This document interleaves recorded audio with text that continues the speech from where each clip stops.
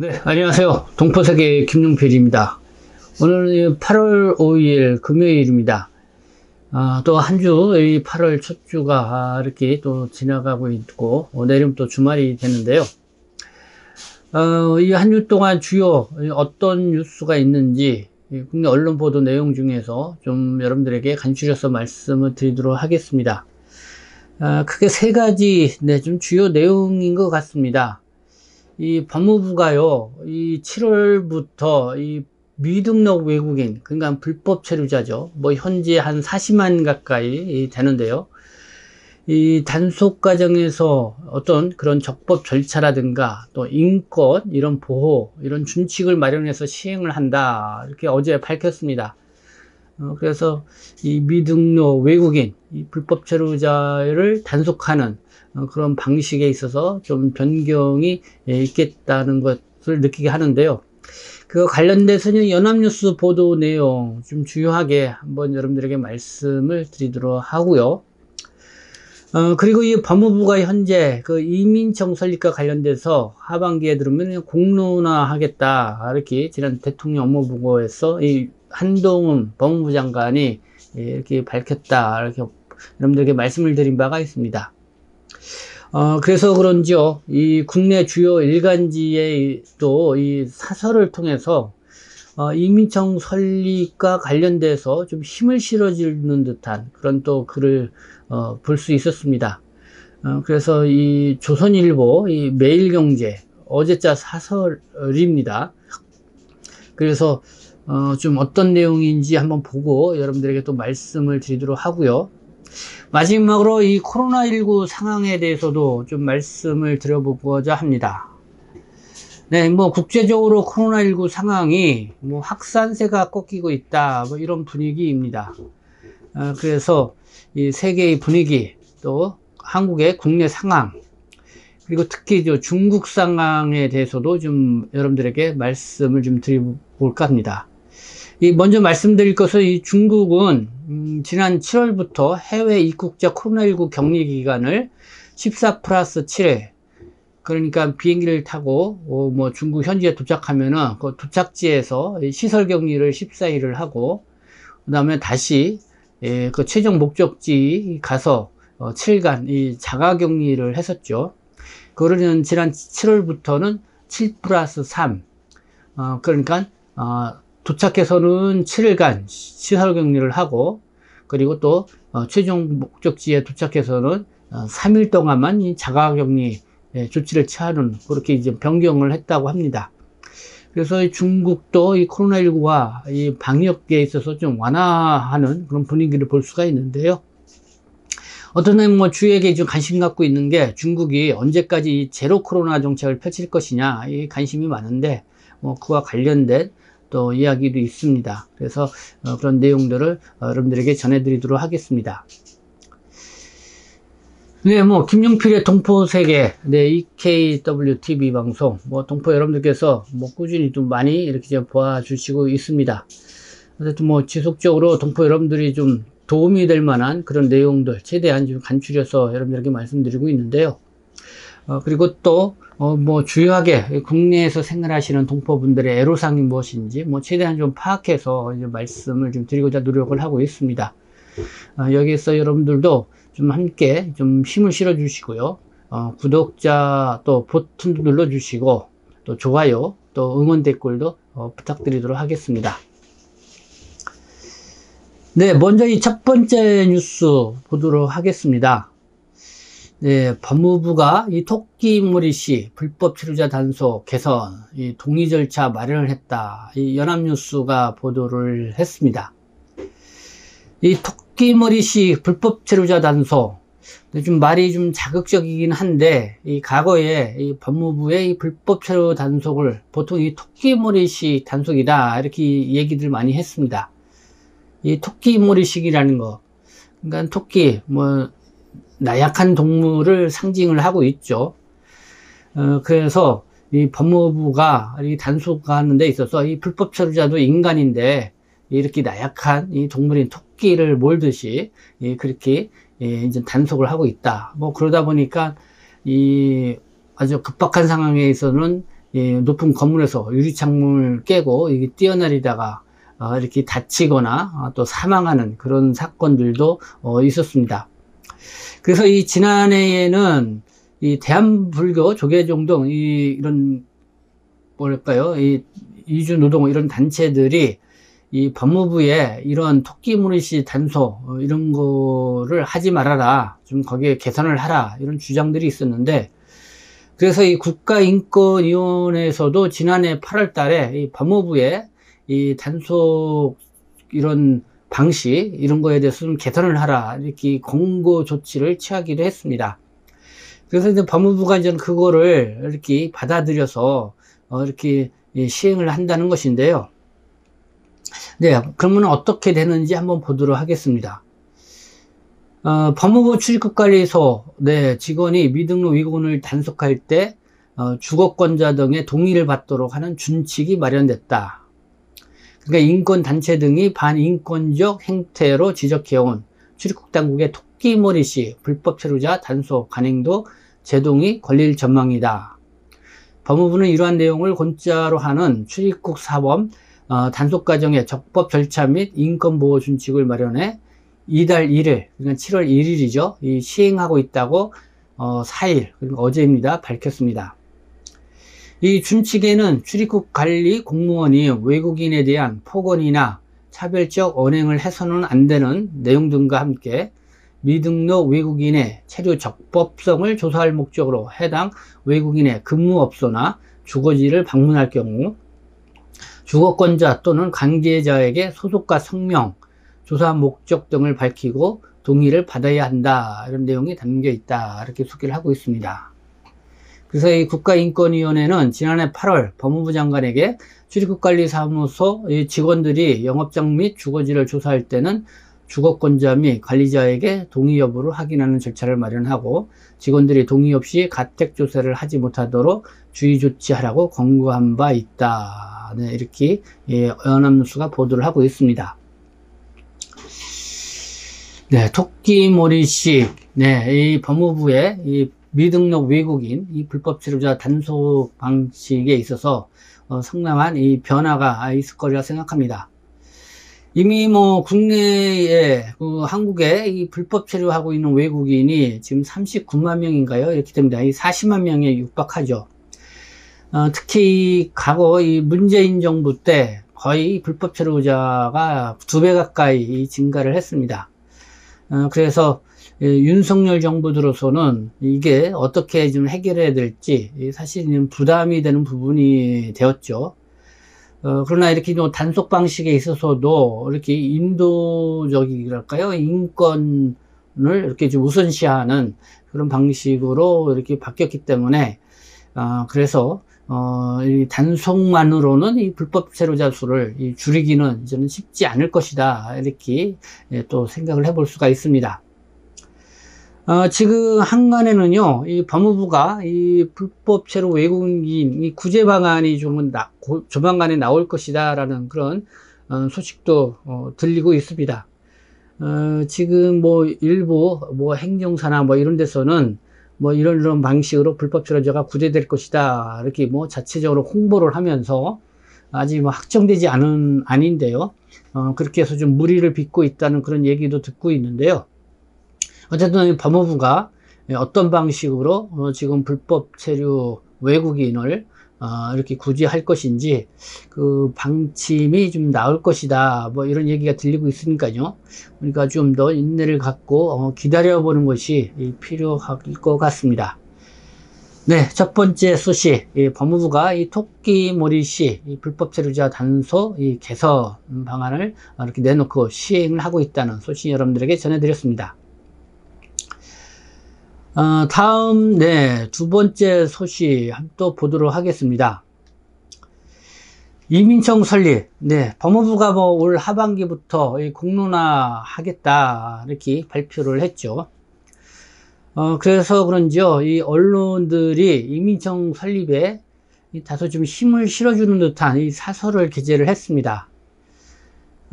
그 내용들을 보면은 뭐 제가 방송을 통해서 이렇게 늘 얘기했던 그런 내용들을 담고 있습니다. 그러나 이렇게 국내 주요 일간지에 이 사설로 이 게재를 했다는 것, 거기에 대해서 상당한 의미가 있지 않나 이런 생각이 들고요. 그리고 또 이렇게 이민청 설립이 가시화되고 또 국민적 여론이 이민청 설립에 좀 이렇게 긍정적인 이 신호를 보인다고 하면은 아무래도 뭐 국내 체류하고 있는 외국인이라든가 이 동포 정책에 있어서도 주요하게 영향을 미칠 거라고 생각이 듭니다. 그래서 그런 측면에서 좀 우리가 이 관심이 있게 봐야 할 사안이 아닌가 생각하는데요. 그래서 한번 내용을 보도록 하겠습니다. 먼저 이 조선일보입니다. 질도 높아지는 이 국내 외국인 200만 명, 이 국가미래다를 이민청 검토를 해서 이 사설로 게재를 했습니다. 한번 내용을 보도록 하겠습니다. 국내 체류 외국인이 코로나 여파로 급감을 했다가 15개월 만에 200만 명대를 회복을 했다. 이 법무부 출입국 외국인 정책본부에 따르면 국내 체류 외국인은 2019년 252만 명으로 최고치를 기록했다가 지난해 급감한 후 지난 5월 현재 201만 명을 기록하고 있다. 특히 예전엔 국내 체류 외국인이 공장, 농촌에 일하는 외국인 근로자 중심이었는데 최근에는 창업이나 연구개발을 위한 고급 인재가 늘고 있다. 그래서 상당히 긍정적이다. 뭐 이런 입장을 조선일보가 보였습니다. 이 조선일보는 이런 부분에서 상당히 보수적인 언론인데요. 이렇게 좀 긍정적으로 평가한다. 이렇게 했다는 것도 좀 눈여겨볼 만한 것 같고요. 지난해 12월 기준 우리나라 총 인구는, 그러니까 한국의 인구죠. 5,173만 8,000명. 사상 처음으로 감소세로 전환을 했다. 이 총인구는 외국인을 포함해서 한국 땅에 사는 사람의 합계인데 1년 전보다 9만 1,000명이 줄어든 것이다. 그리고 매달 태어나는 신생아보다 사망자가 많은 인구 자연 감소가 2019년 11월부터 이어진 데다가 코로나 여파로 국내 거주 외국인까지 줄었기 때문이다. 이에 따라서 인구 감소에 대비한 노동력 확보가 중요해질 수밖에 없다. 우리나라 15세에서 64세 생산 연령 인구는 1년 새 34만 명이 감소를 했다. 네, 이렇게 보도를 하고 있고요. 이 저출산 해결 전망이 보이지 않는 상황에서 인력 문제를 해결할 방안으로 이제 이민 정책을 고려하지 않을 수 없는 처지에 놓여 있다. 그렇다고 무분별하게 외국인 국내 이주를 허용할 수는 없는 일이다. 자칫 잘못하면은 큰 사회적인 문제를 야기할 것이 분명하다. 더구나 이제는 국내에 부족한 글로벌 고급 인력을 적극 유치하는 전략으로 가야 하는 시기이기도 하다. 어떤 분야에서 어떤 연령대의 인력이 필요한지, 이런 인력을 어떻게 국내로 유입시킬지, 이들을 어떻게 국내에 잘 정착시켜 활용할지 등을 종합적으로 계획하고 정책을 집행할 전담 조직을 신설하는 방안을 적극 검토할 시점이다. 지금은 법무부가 이민자와 외국 국적 동포, 또 노동부는 외국인 노동자, 또 여성가족부는 결혼 이민자와 다문화 가족, 외교부는 재외 동포를 이렇게 대상으로 개별적으로 정책을 추진하고 있다. 이럴 일이 아니다. 현재 법무부가 가장 적극적으로 이민 정책을 추진하고 있다. 하지만은 출입국 업무를 넘어서 국가 미래 전략을 세우는 일인 만큼 범정부 차원으로 논의를 넓힐 필요가 있다. 네, 이 조선일보의 사설입니다. 지금 국내 체류하고 있는 외국인이 200만 명 이렇게 초과하고 있는데 질적으로도 높아졌다. 그래서 그냥 긍정적으로 이렇게 바라보고 있다는 측면이 좀 눈여겨지고요. 그리고 이민청 설립 이렇게 뭐 좀 공론화까지 이루어지고 있다. 뭐 이런 얘기인데 이 국가 미래를 다툴 이 이민청 설립 이거를 지금 검토를 해야 된다. 뭐 이렇게 얘기를 하고 있습니다. 그러면서 지금 뭐 법무부는 좀 뭐랄까요? 법무부는 뭐 외국적 동포 또 이렇게 여기 나오죠. 법무부는 이민자, 또 외국적 동포, 또 고용노동부는 뭐 외국인 노동자, 여성가족부는 뭐 결혼이민자, 다문화 가족, 또 외교부는 재외동포 이렇게 좀 각 부처가 이 분산되어 있어 업무를 관장을 하고 있는데 이제는 현재는 이럴 때가 아니다 이런 거죠. 법무부가 좀 더 이민청 설립을 추진하고 있는데 이보다 이 출입국 정책 측면에서만 바라보는 게 아니라 이 국가 미래 전략을 세우는 일이다. 그래서 범정부, 그러니까 범정부 차원으로 논의를 할 필요가 있다. 이렇게 주장하고 나오고 있습니다. 그래서 말씀드리자면은, 뭐, 지금 법무부에서는 이민청, 외교부에서는 재외동포청, 이런 얘기가 나오고 있죠. 그래서 어떻게 보면 이거를 좀 통합적으로 해서, 국무총리 산하에, 이민동포청이라든가, 동포이민처, 이런 방식으로 해서 좀 더, 효율적으로 운영할 수 있는, 그런, 조직으로, 이렇게 좀 또 추진되지 않을까라는 그런 생각도 가져보게 됩니다. 다음은 저는 매일경제 한번 내용도 한번 보도록 하겠습니다. 인구 감소로 소멸위기에 몰린 지자체, 기업 유치만이 살 길이다. 이런 제목으로 게재가 됐습니다. 이 지방 소멸 위기가 농어촌 지역뿐만 아니라 광역시, 수도권까지 위협을 하고 있다.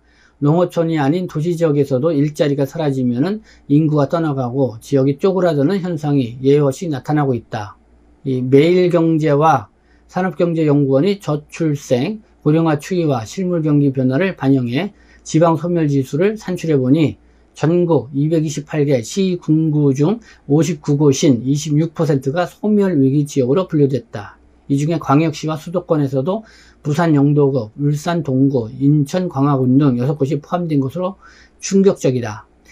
부산 영도구는 한때 대한민국 조선 1번지로 통했으나 조선업 침체가 장기화되면서 인구가 썰물처럼 빠져나가 소멸위기에 봉착을 했다. 울산 동구 역시 조선업 불황으로 2018년 일자리가 2만 5천 개 줄어들자 젊은 층이 이탈을 했다. 기업이 떠나거나 쪼그라들면 지자체로 위기를 맞게 된다는 사실을 고스란히 보여준다. 네, 매일경제신문이 사도를 이렇게 얘기를 했습니다. 그래서 이 한국의 현재 이 지방 소멸, 이 심각한 수준이다. 이런 얘기죠. 그래서 이런 정부가 이 지방 소멸을 막겠다고 하면서 2006년부터 15년 동안 이 300조 원 이 예산을 쏟아 부었지만은 큰 효력을 못 보고 있다. 이런 내용입니다. 그래서 이렇게 이 지방도시 소멸 위기를 벗어나기 위해서는 그 지방자치단체가 무작정 인구를 늘리려고 하는 것보다 일자리 창출에 좀 더 관심을 가져야 된다. 그렇게 하기 위해서는 이렇게 좀 대표적으로 전라북도 익산시를 좀 예를 들었습니다.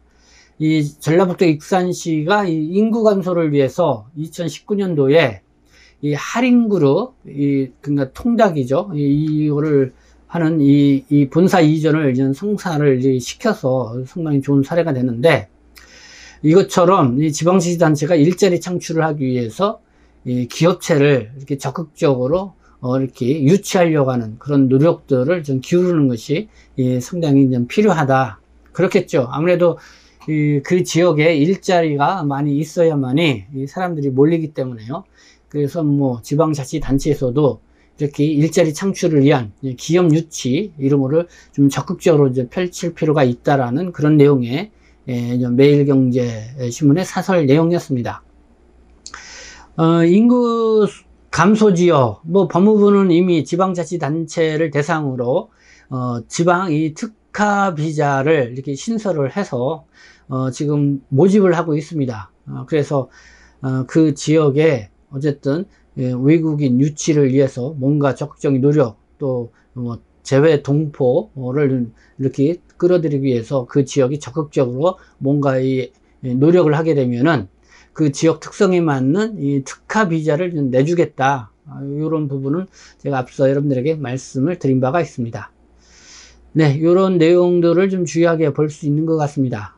그래서 아마 이런 국내 체류하고 있는 외국인과 또 이 동포들과 관련돼서는 이미 이제는 국내에 장기 체류하고 있는 경우, 불법 체류자를 포함을 해서, 국내에 어느 정도 좀 정착 의지를 갖고 있지 않냐, 이렇게 좀 바라보는 시각도 이 사설 내용 속에 좀 포함되어 있지 않나 생각합니다. 그래서 그런 영향에 미쳐서, 이민정책과 좀 맞물려서, 이렇게 새로운 국내 체류 외국인 또 동포 정책이 나오지 않을까, 이렇게 좀 기대해보는 이런 측면도 볼 수 있을 것 같습니다. 네, 그래서 좀 의미가 있다, 이렇게 생각이 들고요. 마지막 이 코로나19 관련해서 좀 보도록 하겠습니다. 세계 상황, 이렇게 보니까요. 일본이 2주 연속 코로나19 신규 확진자 세계 최다라고 합니다. 거기에 이제 미국이, 그 다음에 이제 한국이 세 번째입니다. 지난 2주 동안 연속 일본은 137만여 명 정도가 신규 확진자가 발생을 했고, 미국이 92만 3천 명, 한국이 56만 4천 명, 이렇게 해서 세계 최다 이렇게 신규 발생 지역으로 이렇게 보고 있다, 이런 뉴스가 좀 관심을 끌고요. 그렇지만 이 전 세계적으로 이 코로나19 확산세가 꺾였다라는 이런 보도 또 관심이 보이면서, 미국은 방역 완화 움직임이 있다, 그리고 사회적 거리두기를 거의 해제를 시키겠다라는 쪽이 이제 미국의 또 입장인 것 같습니다. 그래서 이 국제 통계 사이트 Our World in Data 이 자료에 따르면은 전 세계 코로나19 신규 확진자 수는 지난 6월 이후 꾸준히 증가해, 지난달 24일, 그냥 7월 24일이죠. 그때 정점을 찍은 뒤, 그때가 111만 명 정도, 이렇게 7일 평균 기준으로 이렇게 신규 확진자가 나왔는데, 그 이후로는 좀 이렇게 감소세를 보이고 있다, 이런 보도입니다. 특히 이렇게 재유행을 보였던 유럽 국가들의 감소세가 두드러진다, 이런 보도가 있었고요. 이 세계적인 분위기가 그렇고요. 이 한국 상황을 좀 보도록 하겠습니다. 네, 이 문화일보 보도 내용 이렇게 보면은요, 어제 오후 한 10만 8,390명 이렇게 신규 확진자가 있습니다. 그래서 4일 연속 이 10만 명대 이 신규 확진자가 나오고 있습니다. 그래서 국내 상황은 이 코로나19 제휴에 꺾이지 않고 있다, 이런 분위기를 볼 수가 있는데요. 그러나 지난 7월쯤이죠. 그때 8월달 들었으면 신규 확진자가 20만에서 25만 명이 발생할 수 있다, 이렇게까지 전망을 했는데, 그러나 좀 거기까지 이르지 않을 걸로 이렇게 예상을 하고 있는 것 같습니다. 그래서 이 방역 당국도 한 15만 명 정도 이렇게 낮춰서 신규 확진자를 전망을 하고 있다고 보고 있고요. 그리고 이 세계일보 뉴스를 보니까요, 이렇게 봅니다. 이 코로나19 다음 주에 이제 정점이 전망이 된다. 그래서 7월 중순 당시 분석으로는 정점이 8월 20일쯤으로 20만에서 25만 명으로 이렇게 내다봤는데, 8월 7일쯤 한 10만 명을 약간 웃도는 수준에서 정점이 형성될 것으로 이렇게 수정을 했다고 이렇게 세계일보가 이렇게 전하고 있습니다. 만큼 이제는 코로나19 확산세가 이 국내에서도 아마 이번 주 일요일이죠. 8월 7일이면은, 그래서 다음 주 좀 정점을 찍고 이 감소세로 이렇게 전환될 것이다, 라는 이런 전망을 하고 있다. 이런 분위기를 읽을 수가 있습니다. 그렇지만은 이 매일신문을 보니까요, 질병청, 관리청이죠. 이렇게 얘기를 하고 있습니다. 이 코로나19, 완전 퇴치는 불가능하다. 그러나 독감처럼 되기까지는 몇 년이 걸릴 것이다. 그러니까 이 풍토병이라고 하죠. 이렇게 계속 이 독감처럼 이렇게 된 그런 것. 그래서 이제 이런 거는 코로나19가 쉽게 빨리 퇴치는 되지는 않지만은, 그렇다고 또 독감처럼 되기까지는 또 몇 년이 또 걸릴 것이다, 이런 입장을 이렇게 백경란 질병관리청장이 어제 브리핑에서 이렇게 또 얘기를 했다는 보도가 주역에 나왔습니다. 이 중국 상황 좀 보도록 하겠습니다. 이 코로나19, 중국 지금 국가위생건강위원회에 따르면은요, 지난 8월 3일이죠. 하루 동안 전국에서 발생한 코로나19 확진자가 111명, 그중에 무증상 감염자가 335명, 이 중 해외 유입 확진자가 58명, 또 무증상이 94명, 이렇게, 나머지 모두 이제 본토 발생이다 하면서 지금 한 111명 정도, 이렇게 발생한 걸로 이 상하이 저널이 어제 보도를 했습니다. 그리고 중국의 코로나19 방역 정책과 좀 변경된 내용을 보면은요, 지금 PCR 검사, 이 중국 내에서 각 지역별로 받는 PCR 검사, 그전에는 뭐 인정을 서로 해주지 않아서 또 다시 지역을 옮기면은 별도로 PCR 검사를 받아야 했는데, 지금 보니까 중국이 각 도시별 이렇게 PCR 검사를 받은 것을 상호 인정을 해준다고 이렇게 상하이 저널이 8월 2일 보도를 했습니다. 그러니까 최근 중국 국무원 합동방역통제센터는 코로나19 핵상검사 결과와 전국 상호 인정 추진에 대한 통지를 이렇게 발표를 했다고 하면서 이같이 밝히고 있고요. 이건 뭐 좀 7월 22일 CBS 노컷뉴스가 보도한 내용입니다. 그러니까 중국이 이 코로나19 이 검토 기간 완화를 좀 검토하고 있다. 격리 기간 기간을 추가 완화를 검토하고 있다. 이런 내용입니다.